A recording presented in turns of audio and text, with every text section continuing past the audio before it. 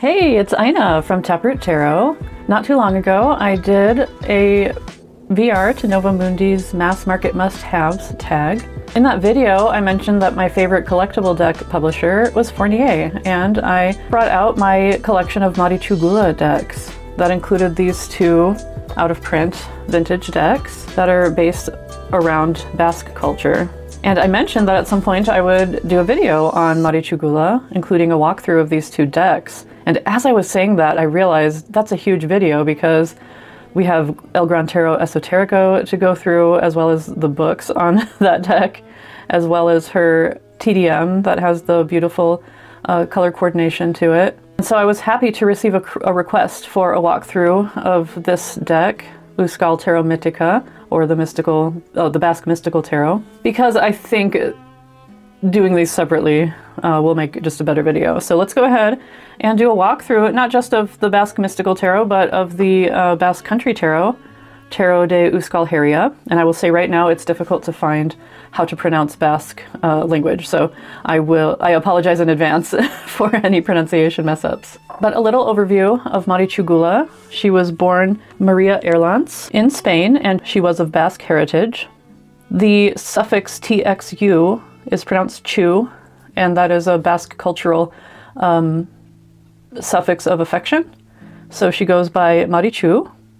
And in 1938, she married a Swiss man named Giovanni Guler, and that's the name that she adopted in her professional career. She had an early career as a teacher, but told stories of having intuitive and psychic abilities from an early age, even being able to solve problems on the board in school before she could even read. Soon she became known for her fortune-telling abilities and was called the White Witch of Ulia. Mount Ulia is located in Basque Country.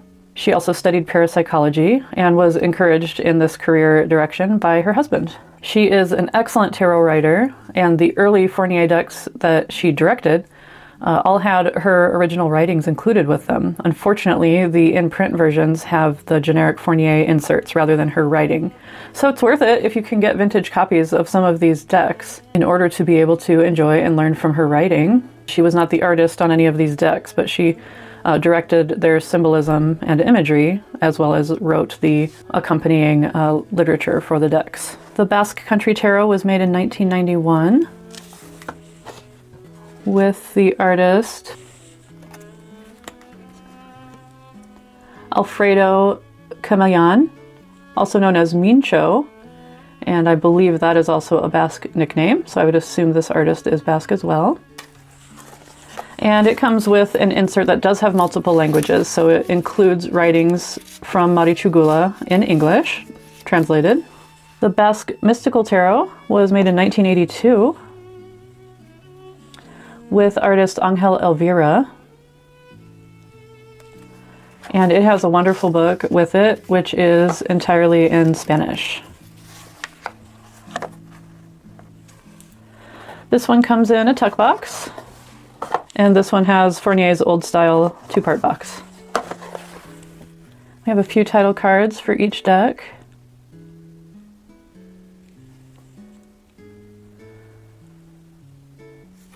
And here are the backs.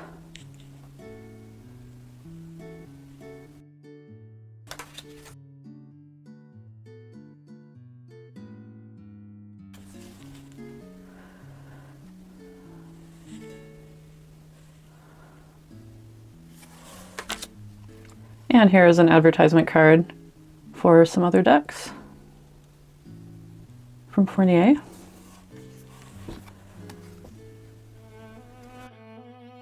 All of Maritxu Guler's decks are pip decks from a continental tradition. I don't believe her astrological associations tend to match up with the English tradition associations, but I don't know those associations, so you tell me. In the Basque Country Tarot booklet, she has a dedication that says, "To all women, so that they can wisely interpret the tarot. Tarot cards give us the opportunity to enjoy our conscious and unconscious aptitudes, so as to facilitate a way of viewing life in the present and also in possible extensions and directions which may exist in the future. It is comforting to know that new internal boundaries exist, just as external space exists to be conquered." Maritxu. And there's a really thoughtful introduction to both of her decks. And both of these booklets also include charts for the majors. And in this deck, she does make mention as well to lady readers. So for whatever reason, this deck was intended to be directed toward feminine folks. This deck has a lot of botanical elements to it, and she lists the various plants that are present in the deck, but she doesn't detail the associations and individual cards, unfortunately. She does have an extended guidebook to El Gran Tarot Esoterico, which I have, and that makes me wonder if there might also be an extended guidebook to this somewhere. But because of that, you'll see very detailed, beautiful botanicals, but I won't be able to necessarily tell you what her symbolism intentions were for those. The Basque Mystical Tarot incorporates much more of the Basque spiritual worldview and deities, which I'll tell you a little bit about here and there as we go through the deck. I love this Fool, or El Loco. Super funny, very 90s. And this one is the Basque legendary figure Mateo Chistu, who is Matthew the Whistler. And he was apparently banned to wander alone due to a crime he committed. And in her descriptions, she gives a very brief explanation of the mythical character in the card, if there is one. But for the most part, her interpretations bring in all sorts of different mythologies and spiritual traditions, including Bible verses, but also Buddhism and Greek and Roman mythology. So she's very well learned and brings in lots of interesting philosophies, including more contemporary ones like Jungianism. So though she's from a continental tradition, her interpretations incorporate both traditional cartomantic as well as esoteric meanings. The meanings in this deck, like I mentioned, don't go into details on the cards, although some of the elements are summarized in her paragraphs about the majors in general, or her paragraphs about each of the suits. A lot of the figures are androgynous or non-binary and have some amazing 80s hair, even though this is an early 90s deck. And even though the imagery is dated, it's so cool that that doesn't bother me. Normally, I wouldn't be a fan of this kind of art, but I really enjoy it, this particular example. Maritxu translates as the Moor, and she says he's a sorcerer who performs spells in a cave. And you'll see the imagery is Paleolithic in nature. The Papisa.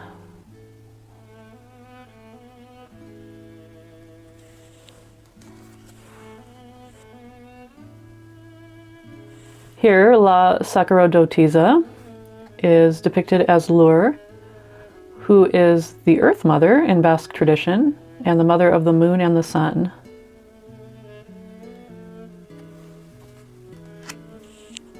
Imperatriz.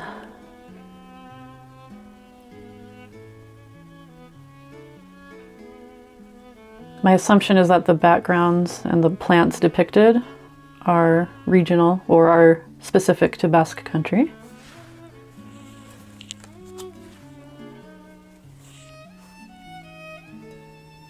Ambotoko Dama is another name for Mari, who is the personification of the great mother goddess in Basque tradition.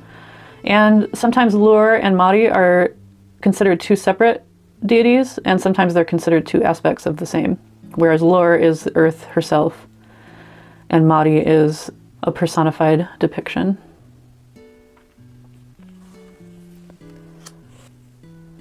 Emperador.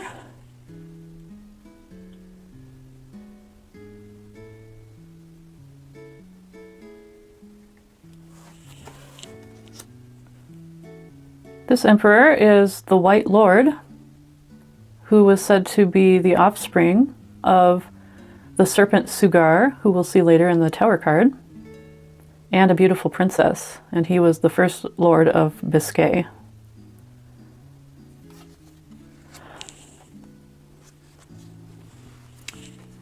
El Papa.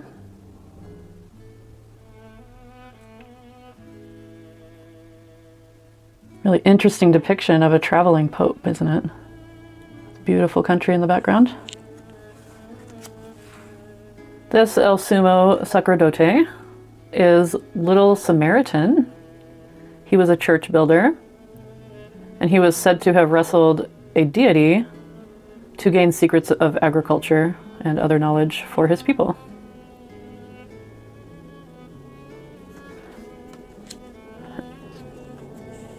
The Lovers. Interesting that even his shoes are two different colors.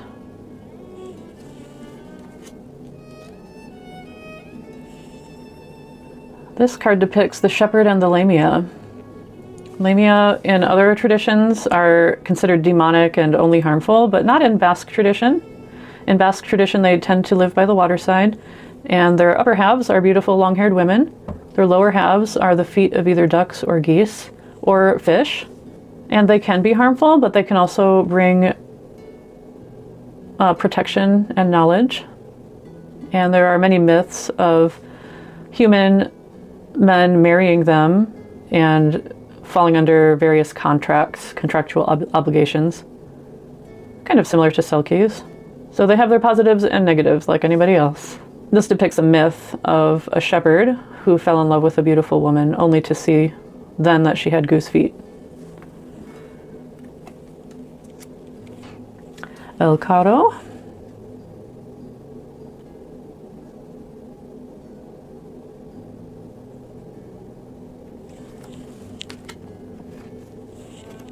The subject of this is the chariot itself.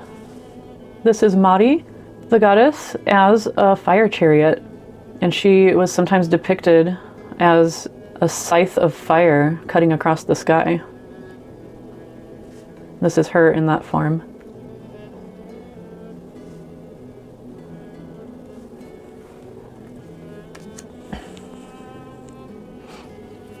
Justice.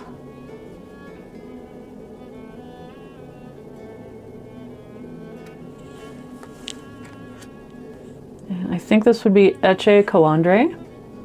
She is a housewife. And I'm going to read to you Maritxu's entry on her because it's just a really great example of her excellent writing. The 8th major arcana of the tarot opens the 2nd septenary, corresponding to the psychological aspect of individuality. The representation of justice as a woman with scales and a sword or book dates from remote period of Roman art. For Aristotle, the sword and scales are the representative elements of justice, the former because it refers to its distributive capacity, the latter to its balancing mission. The Eche Coandre had her moment of preponderance in Neolithic times. Matriarchy, primitive maternal right, was well maintained in our town. The original is Pueblo. Unfortunately, women lost that preponderance in classical cultures. The mythical power of spells made them the custodians of the cultivation of magic. Divinatory meaning, upright goodness, morality, wisdom, impartiality, proper balance, stability, conservative tendency, administration, economy, practicality, a one lawsuit. Reversed, unjust accusations, blaming the innocent, abuse, lack of initiative, lawsuits, and traps. Danger of being a victim of scams. And then at the end of each card, she makes a note of the Basque mythical characters. So at the end, she says, the woman, Eche Coandre, imposes justice in the farmhouse. So she's quite brilliant, weaving in various ways of looking at the tarot. El Ermitaño. I love this hermit. It's so great.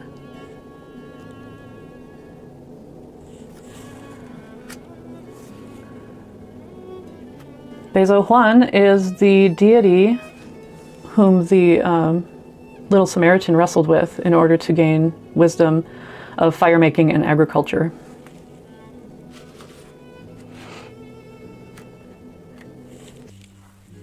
And her note says that with his enormous body covered in hair, he lives alone in the forest and is the master of hunting and fishing.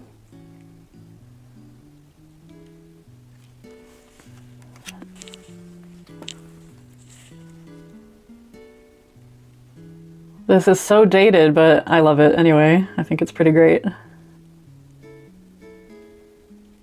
For La Rueda, Wheel of Fortune. This one has to do with a story about some shepherds who became greedy and overturned a sacred stone in order to, because they thought there was treasure underneath. I'm guessing it didn't go well for them. Really interesting fortitude card here, isn't it? And Gentilla here is a gentle woman. Just a gorgeous card.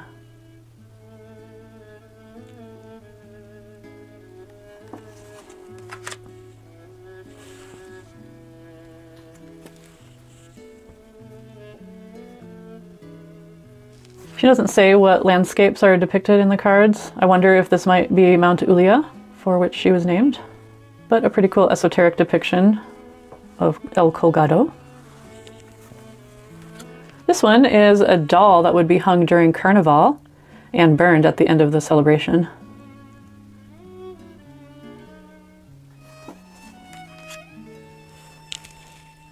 Really cool death cards, both completely unlabeled.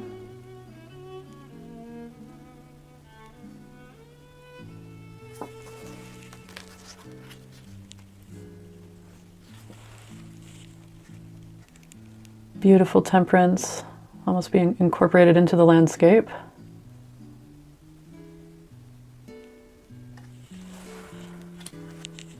This is another depiction of Mari, the mother goddess. And she mentions a story in which a shepherd becomes thirsty and finds a beautiful woman pouring water at the entrance of a cave. She offers him some, and it turns out to be cider.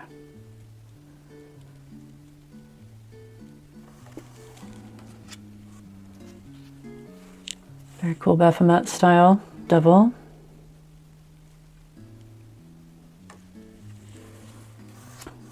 Gaweko means night. And here depicted is the Lord of the Night. And she puts a saying, which is day for day and night for Gaweko.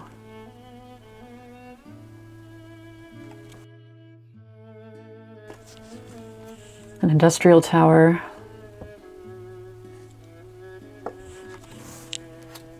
And here we see Sugar in the tower. Remember, he was the father of the White Lord. He's a serpent or dragon, which is a storm deity.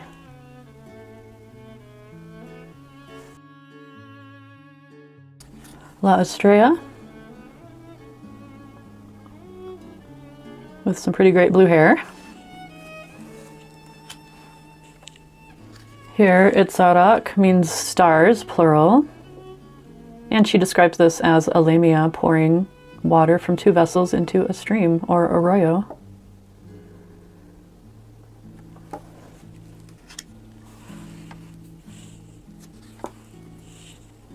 So gorgeous and serene. La Luna. I'm not sure if this translation is correct, but Ilargi translates as wide on my phone. And her description of Ilargi is light of the dead. How beautiful are these colors?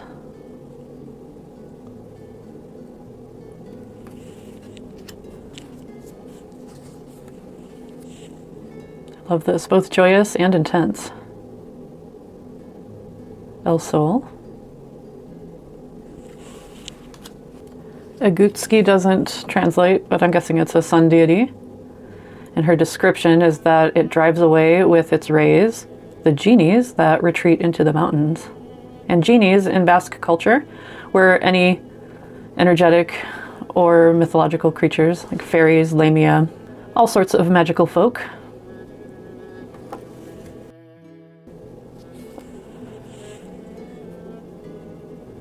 Judgment with swords. Kismi also doesn't translate, but she says it signifies the birth of Christianity and the end of the old ways. I have a beautiful intersex world card with a little sneak preview of all of her pips.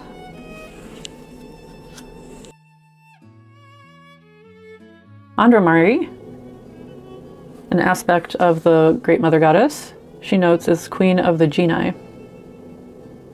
I really love this winged lion and winged ox.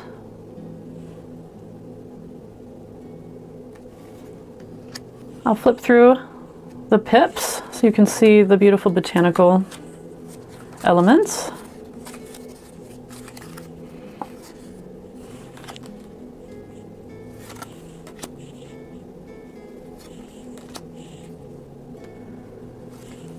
This looks like beautiful watercolor to me.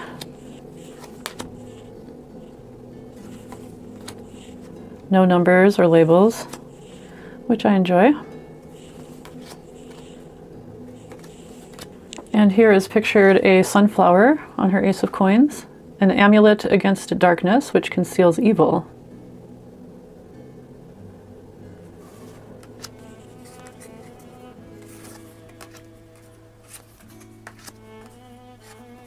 These coins aren't very decorated, but they're still beautiful. Look at that line work.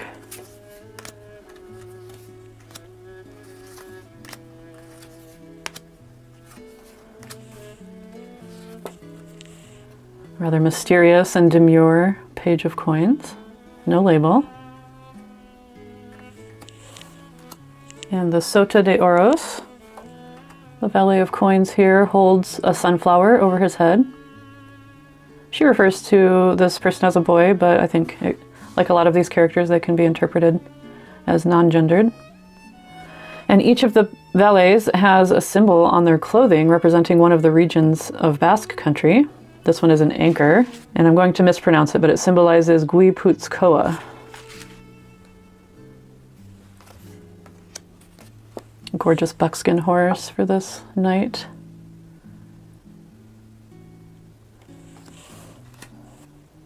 All the knights are riding along a row of tombs, Paleolithic tombs, and this one is holding a sunflower. I adore this Queen of Coins. Isn't she gorgeous?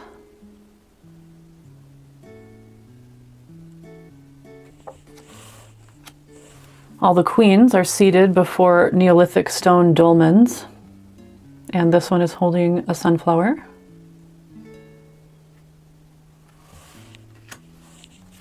This guy is super cool.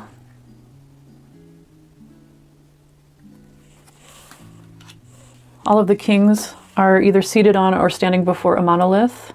This one is an old chief holding a sunflower.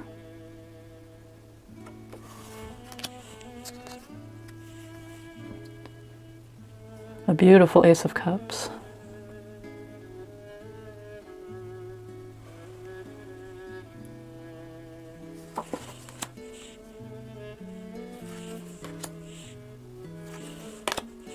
Gorgeous stone vessels.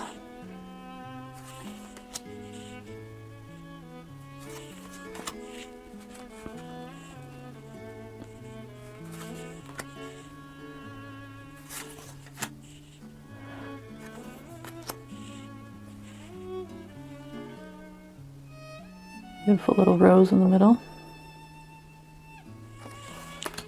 She describes this Ace of Cup as a prehistoric vessel on a rock, pictured with flowers and fruit.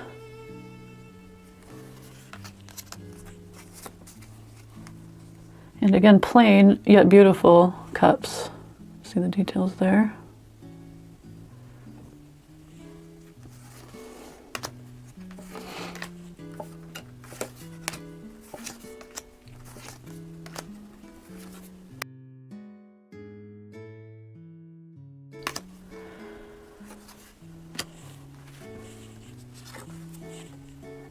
What a sweet valet of cups.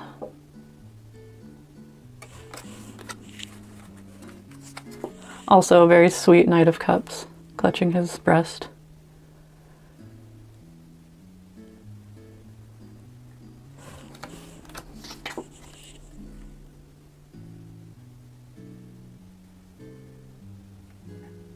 Beautiful veil on this Queen of Cups.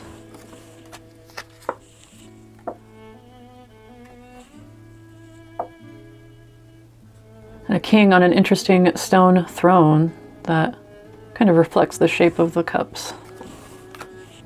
And here's a valet of cups standing before a cave, holding a prehistoric cup, with clothing adorned with grapes and vines and leaves, which represents the Basque region of Alava.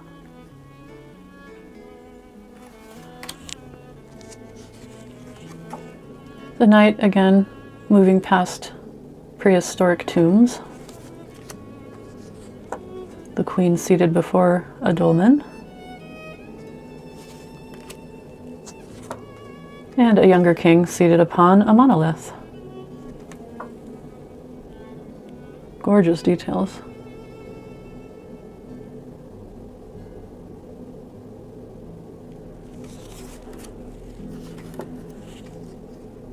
Beautiful ace of swords. She says this ace of swords depicts two men on a rock holding a carved flint sword adorned with laurel.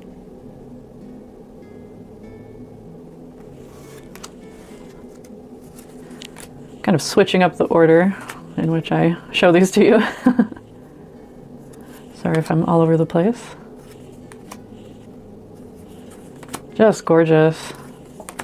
And again, she lists the various flowers that are depicted, just not associated with individual cards. So you could do some research and figure out the symbolism of those cards. Or maybe I will try to track down and see if she made an extended guidebook. Beautiful prehistoric flint spearheads. And there is a copyright marking on this card. I think that's the only one. And these ones are labeled with Arabic numerals, unlike the Basque Country Tarot.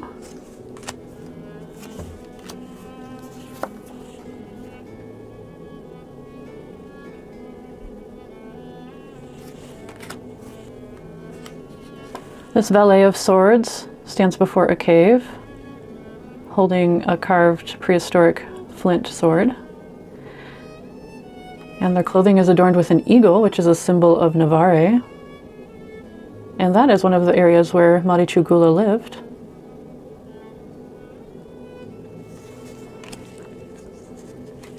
Super badass Knight of Swords.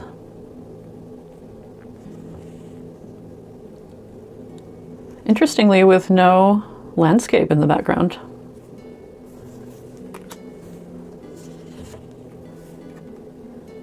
Knight walking past some Paleolithic tombs on a dapple gray.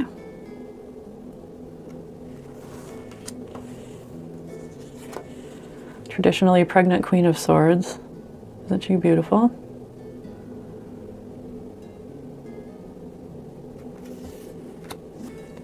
Queen of Swords sitting before a dolmen, and she notes that the sword has replaced the sign of support and love.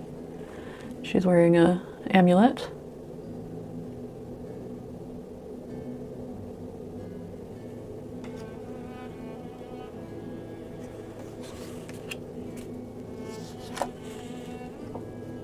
King of Swords.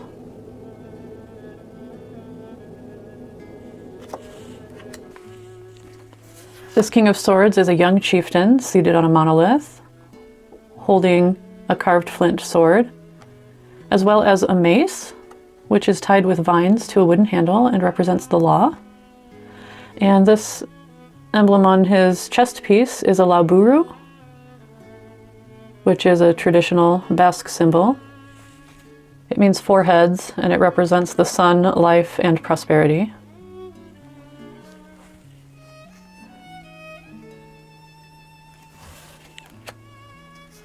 On to the batons, or bastos. A lot of contrast in this card.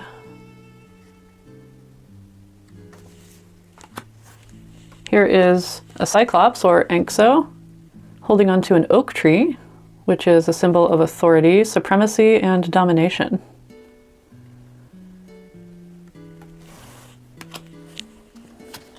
Some beautiful holly and wheat.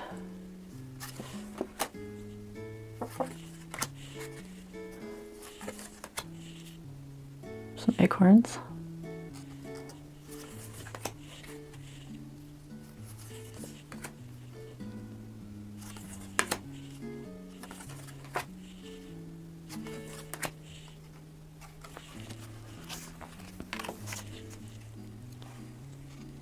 Gorgeous details.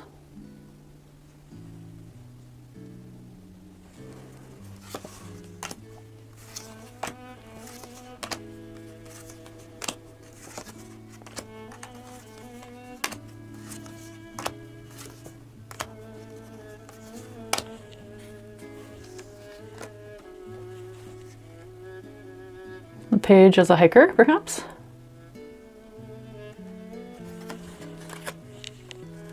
And this valet of batons holds a club with a face at the base, which is adorned with laurels. And they stand before a cave. And their clothing is decorated with an oak branch, which represents the Basque region of Vizcaya.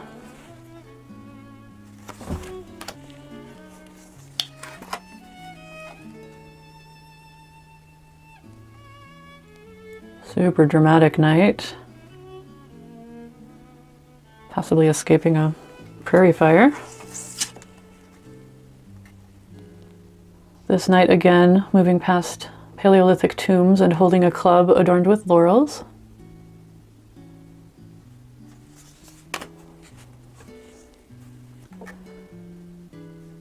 No-nonsense Queen of Batons with her fire crown.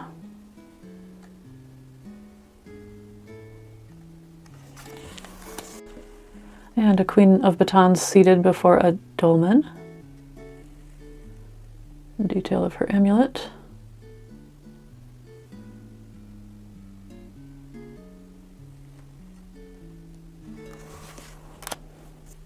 And finally, super badass King of Batons. And this King of Batons is a young chieftain standing before a monolith. Again with a club adorned with laurels.